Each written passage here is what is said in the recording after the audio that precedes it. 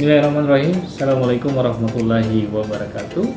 Saya Muhammad Sabran, dosen program studi ekonomi pembangunan di Sekolah Tinggi Ilmu Ekonomi Mujahidin. Sebelumnya, dalam penilaian Serdos tahun ini, dosen diharapkan dapat mendeskripsikan dirinya dalam pelaksanaan Tridharma Perguruan Tinggi. Kali ini, saya akan menyampaikan pernyataan diri dosen dalam unjuk kerja Tridharma Perguruan Tinggi saya di bidang pengajaran. Spesialisasi saya adalah mengajar mata kuliah pengantar manajemen, ekonomi strategi, pengembangan kepribadian, dan bahasa Inggris. Pada hari ini, saya akan menjelaskan metode pengajaran saya dengan menggunakan teknik delivery, interaction, and assessment. Pada salah satu mata kuliah saya, yaitu pengantar manajemen dengan bobot 3 SKS, mata kuliah ini diajarkan pada mahasiswa semester 1. Sebelum menjelaskan lebih detail tentang teknik pengajaran saya, terlebih dahulu saya akan paparkan deskripsi singkat, luaran yang diharapkan, dan mode pembelajaran pada mata kuliah pengantar manajemen. Mata kuliah ini hadir sebagai sumber pengetahuan dasar ilmu manajemen yang harus dipahami mahasiswa karena nantinya akan menjadi prasyarat mata kuliah semester lanjutan, seperti pada mata kuliah perilaku keorganisasian pada semester 2 dan ekonomi sumber daya manusia pada semester 3. Selain itu juga, mata kuliah ini sebagai dasar teori dari mata kuliah manajemen sumber daya manusia, manajemen pemasaran, dan manajemen operasional. Adapun deskripsi mata kuliah memberikan pengertian dan pengetahuan serta pemahaman dalam mengelola organisasi yang dimulai dari merencanakan, pengorganisasian, koordinasi, motivasi, kepemimpinan dan pengawasan, serta menangani konflik dalam organisasi, pengambilan keputusan, dan manajemen mutu. Tujuan mata kuliah ini agar mahasiswa dapat menafsirkan serta membuat sebuah kesimpulan tentang apa saja yang didapatkan dalam pembahasan mata kuliah pengantar manajemen. Untuk mencapai tujuan tersebut, beberapa proses perkuliahan dilaksanakan, yakni dalam bentuk ceramah teori dan penugasan dengan model pembelajaran yang variatif seperti model small group discussion, discovery learning, dan problem-based learning. Capaian pembelajaran mata kuliah ini mengetahui konsep prinsip dan prosedur dalam pengantar manajemen. Kemudian, mahasiswa dapat mengaplikasikan teori perencanaan, pengendalian, pengambilan keputusan dalam organisasi melalui pembahasan berbagai topik manajemen, baik dengan menerapkan kerangka teori manajemen.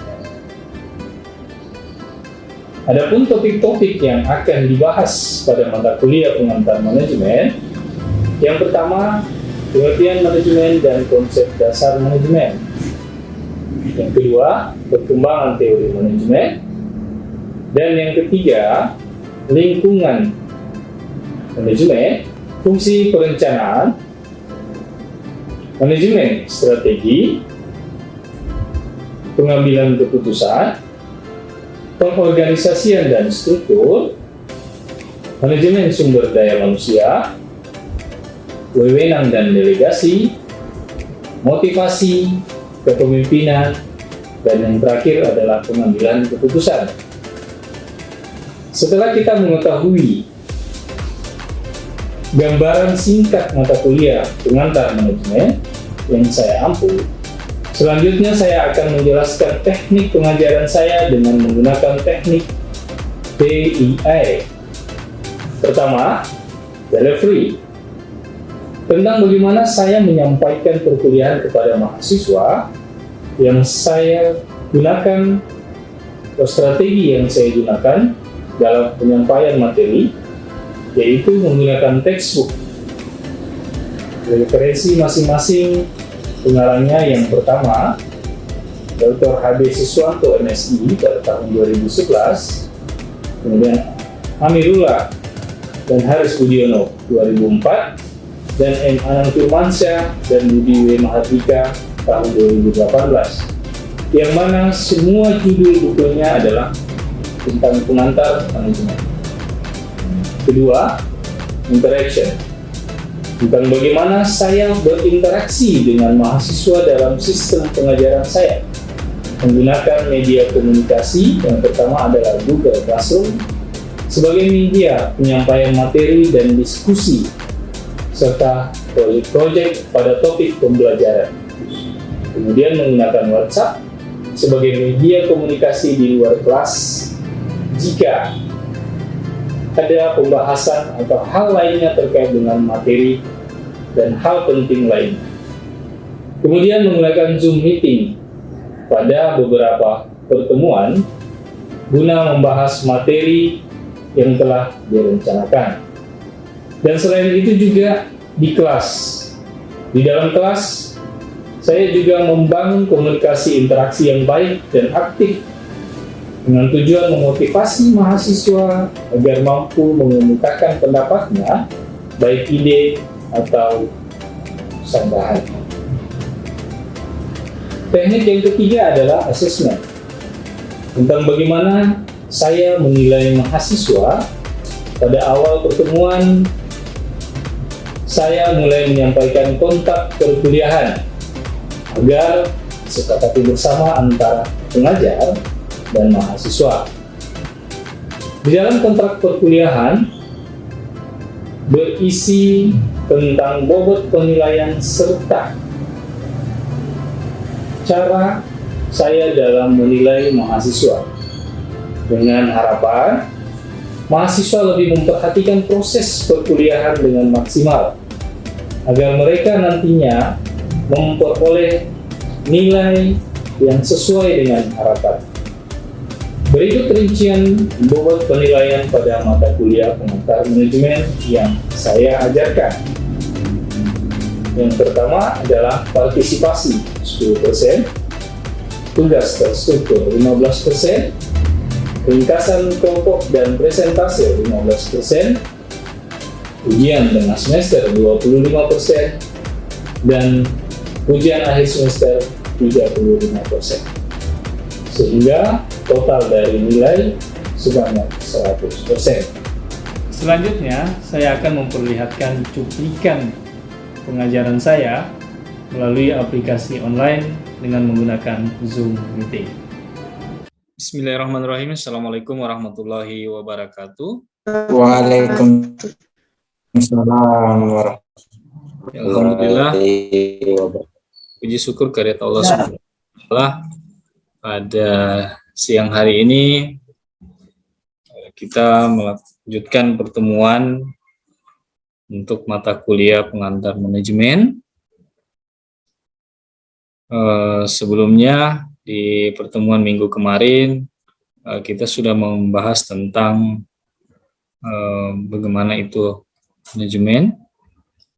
Ya, sebelum kita masuk ke materi, saya ucapkan syukur alhamdulillah semuanya dalam keadaan baik-baik dan sehat-sehat ya. Semoga dalam keadaan sehat. Dan mata kuliah hari ini berkaitan dengan perencanaan. Adapun tujuan dari pembelajaran kita pada hari ini yang pertama adalah untuk mengetahui konsep dasar perencanaan, kemudian proses perencanaan, kemudian melakukan pembagian perencanaan, kemudian memahami teori, mengetahui teori perencanaan dan mengetahui efektivitas dari perencanaan tersebut.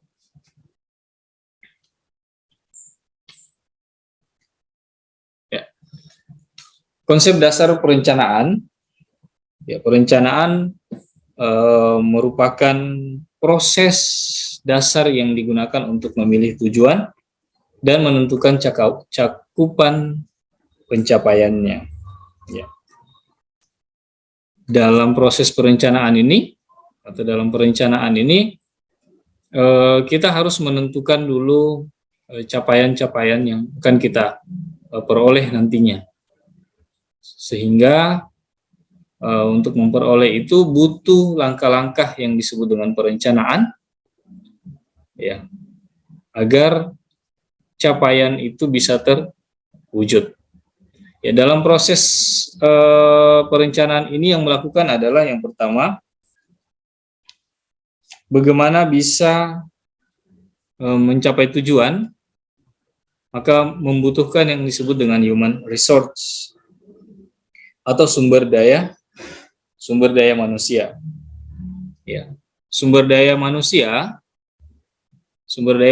ini sebagai dasar penting juga dalam melakukan perencanaan, karena yang melakukan atau yang merencana dan yang melakukan setelah perencanaan itu dibuat itu adalah sumber daya manusia. Kemudian yang kedua, itu mengupayakan sumber daya alam. Ya, sumber daya alam atau disebut dengan natural resource.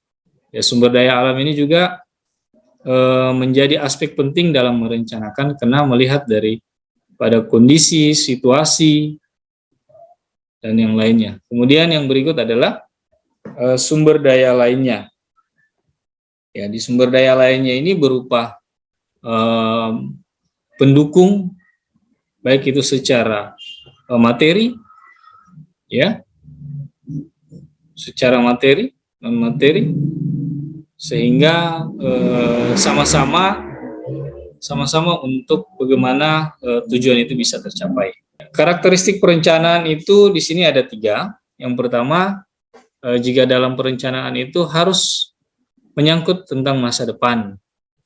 Jadi dalam melakukan perencanaan tentunya tidak hanya dilakukan pada jangka pendek, jangka menengah, tapi jangka panjang. Jadi untuk mempersiapkan apa yang akan kita lakukan di kemudian hari.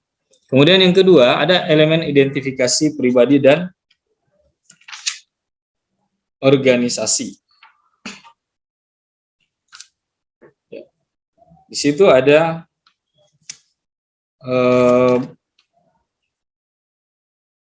bagaimana tindakan-tindakan yang akan datang itu, ya, tindakan-tindakan yang kita akan lakukan nantinya itu harus berdasarkan keinginan atau keputusan baik secara pribadi ataupun secara organisasi.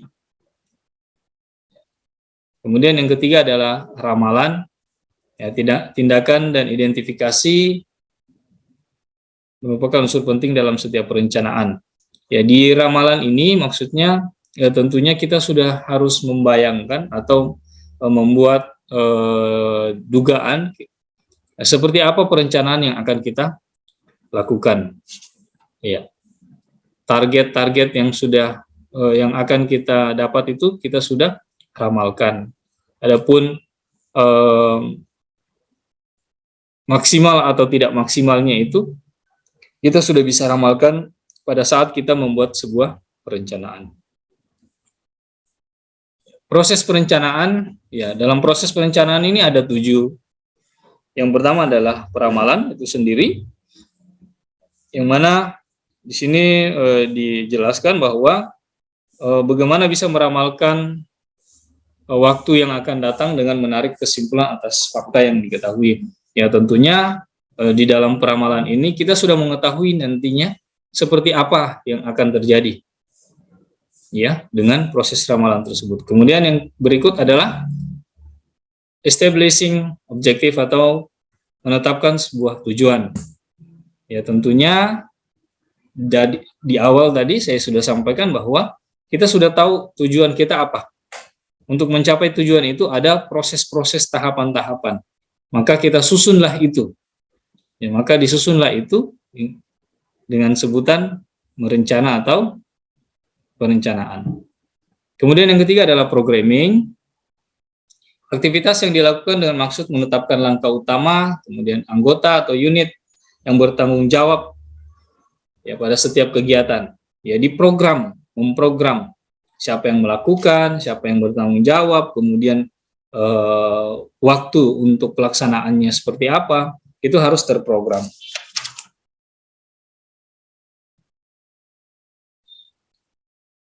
Kemudian schedule atau penjadwalan. Ya, perlu ada penetapan atau penunjukan waktu menurut kronologi tertentu guna melaksanakan berbagai macam pekerjaan. Ya, biasanya misalkan perusahaan-perusahaan jasa yang mengantarkan barang ya tentunya ada schedule tertentu yang sudah diatur. Misalkan kalau kondisi geografis wilayah, kalau di Kabupaten Toli-Toli itu cenderung ya sering hujan ya di sore hari, maka mungkin dijadwalkan bahwa untuk pengantaran barang jangan dilakukan pada saat siang atau sore hari, tapi dilakukan pada saat pagi hari. Maka dari proses ini itu sudah harus diatur lebih awal. Ya.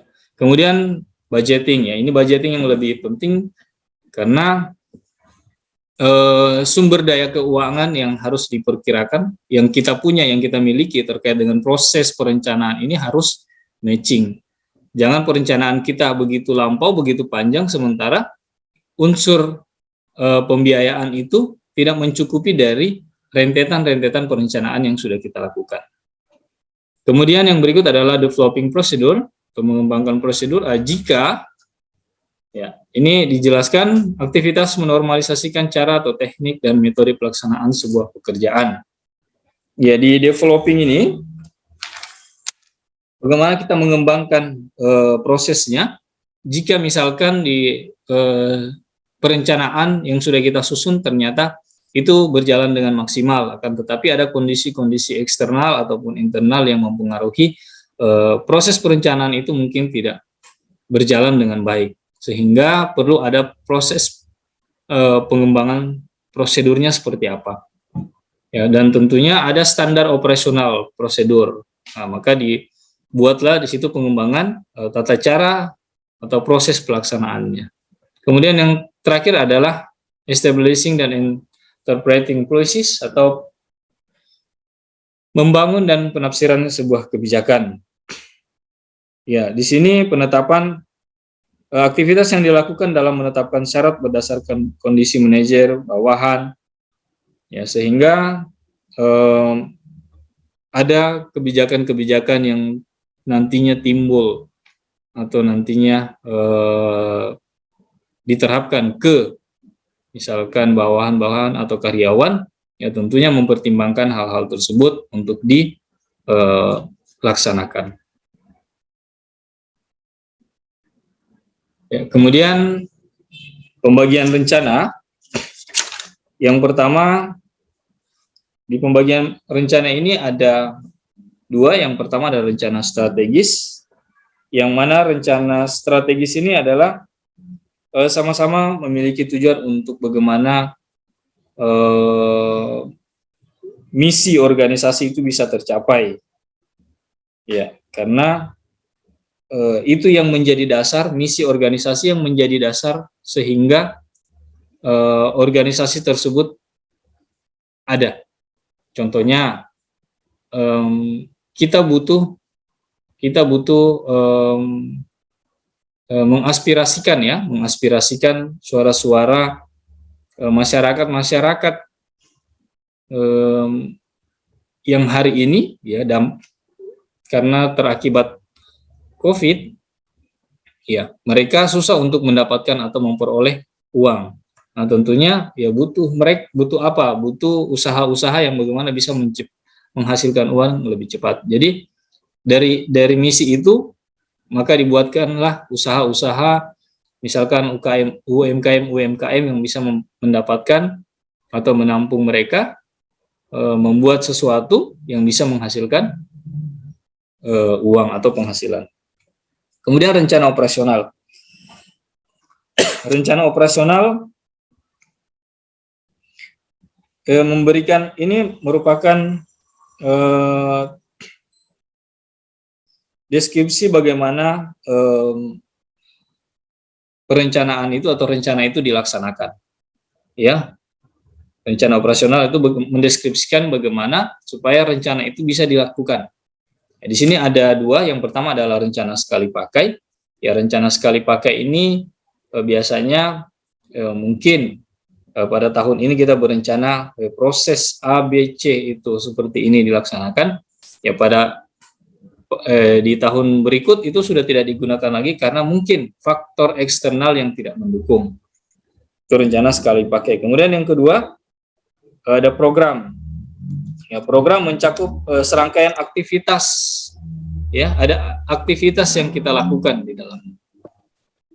Yang pertama ada langkah-langkah yang kita perlukan untuk mencapai sebuah tujuan, kemudian memprogramkan siapa yang bertanggung jawab pada kegiatan tersebut, kemudian bagaimana aturan atau langkah-langkah yang harus disusun, ya, agar tujuan itu tadi bisa tercapai yang direncanakan. Kemudian ada proyek. Nah, proyek ini bagian kecil daripada yang dilaksanakan dalam proses perencanaan, ya, karena proyek ini dilakukan secara mandiri bisa atau secara tim di dalam sebuah organisasi. Kemudian yang berikut adalah anggaran. Nah, anggaran ini merupakan hal yang harus disediakan di dalam organisasi atau komponen-komponen perencanaan, karena tentunya tadi harus kita mengukur tingkat capaian dari program tersebut berdasarkan juga budget yang kita miliki. Oke, saya simpulkan dari materi ini, perencanaan adalah sebuah kegiatan yang kita lakukan secara maksimal, ya, baik itu di kegiatan organisasi, kelompok, usaha, ya, yang dibuat sehingga tujuan itu bisa tercapai. Kemudian yang kedua adalah proses perencanaan melalui bagaimana kita memperkirakan, kemudian menetapkan tujuan, kita memprogram sampai dengan adanya kebijakan terkait dengan perencanaan tersebut. Kemudian jenisnya ada jenis rencana strategis dan rencana operasional.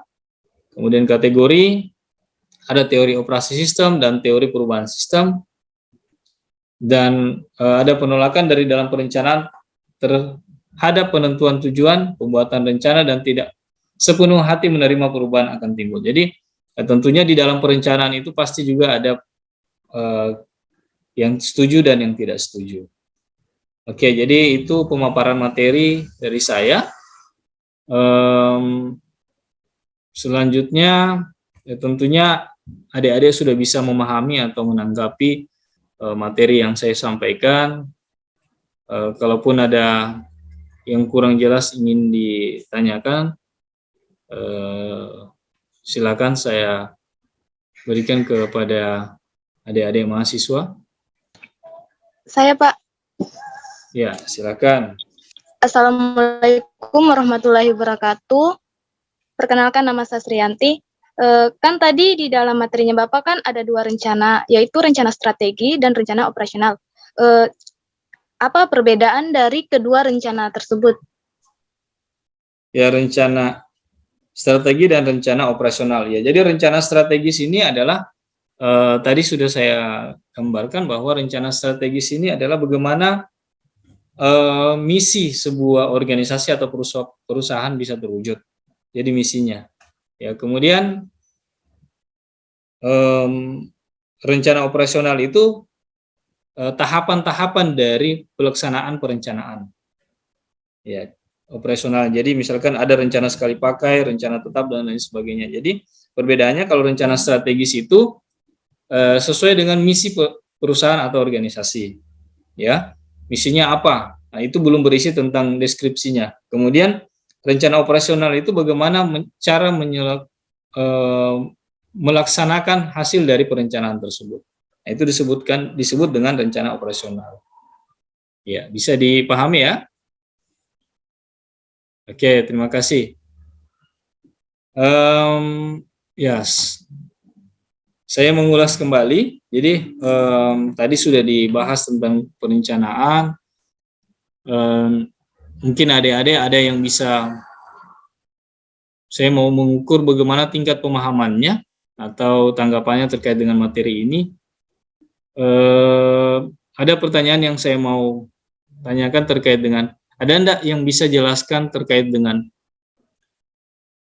apa itu perencanaan? Sebutkan namanya ya. Assalamualaikum warahmatullahi wabarakatuh. Waalaikumsalam. Perkenalkan, nama saya Muhammad Afdal.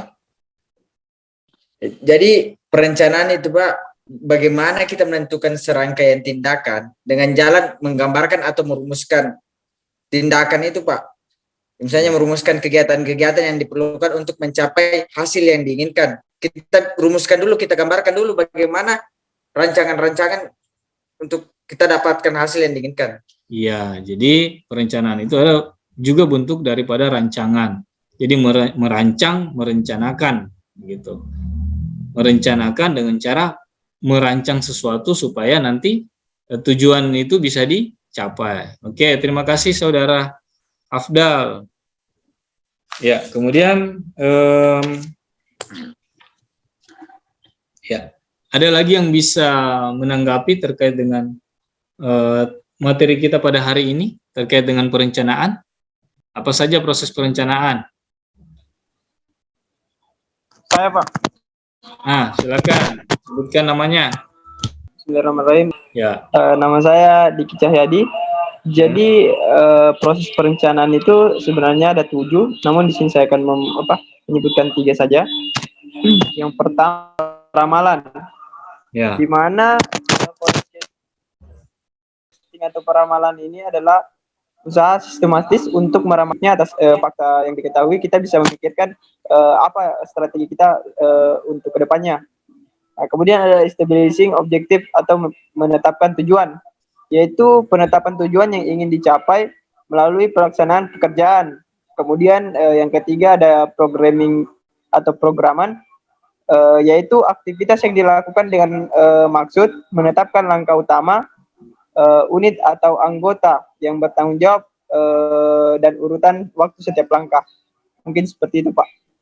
Oke, terima kasih atas tanggapannya. Berarti saya anggap semuanya bisa dipahami terkait dengan perencanaan. Untuk itu nantinya silakan Anda mencari sumber lain terkait dengan perencanaan, karena dalam proses pembelajaran ini tentunya Anda harus mengetahui kira-kira bagaimana sih perencanaan itu. Nanti di pertemuan berikut kita akan coba mengulas lebih lanjut terkait dengan perencanaan, bagaimana sih atau seperti apa itu perencanaan dan bagaimana manfaatnya dan seberapa baik itu perencanaan yang kita lakukan. Oke, untuk pertemuan pada hari ini saya pikir sekian dulu. Intinya kompetensi yang tadi kita sudah jabarkan, Anda sudah bisa memahami tentang konsep perencanaan dan bagaimana itu perencanaan, proses perencanaan dan seterusnya. Oke, terima kasih atas partisipasinya pada hari ini dalam pertemuan kita. Semoga bisa bermanfaat dan bisa kita amalkan. Cukup sekian pertemuan pada hari ini dan saya akhiri dengan ucapan wabillahi taufiq wal hidayah. Assalamualaikum warahmatullahi wabarakatuh. Demikian deskripsi pengajaran saya dalam unjuk kerja Tridharma Perguruan Tinggi pada mata kuliah pengantar manajemen. Saya akhiri wabillahi taufiq wal hidayah. Assalamualaikum warahmatullahi wabarakatuh.